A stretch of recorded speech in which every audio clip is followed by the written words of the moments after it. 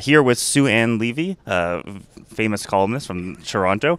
Sue Ann, we're just talking about Doug Ford. What do you think about Doug's relationship with Mayor Tory and how that's going to go about? Well, I actually tweeted yesterday that John Tory will rue the day that he did two things. First of all, I think cooked the vote at City Hall to ensure that the park, that stadium in Etobicoke, was not named after Rob Ford. I found that a very, very cheap political ploy.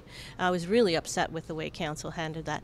And the other thing was John Tory making fun of Doug Ford when he announced that he was announcing from his mother's basement. So I have suggested to everybody that when Doug Ford has his first meeting with John Tory, it should take place in his mother's basement. That's really a lot of fun. Do you think on the City Hall angle that we're going to see someone like Giorgio Mammoliti or similar conservative take up that sort of Ford mantle and run against Tory? I think somebody should. I think he desperately needs some competition. I'm sad to see that that hasn't happened yet.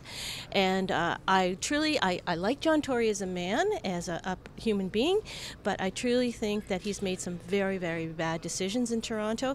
And one of the files that are near and dear to my heart is the homeless file, the shelter file. And I think he's botching that up badly. He's just throwing so much money at that file, opening shelters in downtown neighborhoods where transients are just impacting the neighborhood in a very, very negative way.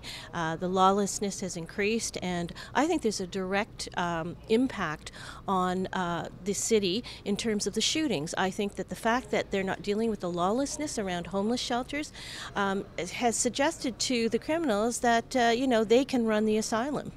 Well, Ford Nation is back, and we'll see if it takes over Toronto municipally. It's going to be an exciting couple of years. Well, Doug Ford does know where the bodies are buried, and I'm thankful for that. Thank you. Cheers.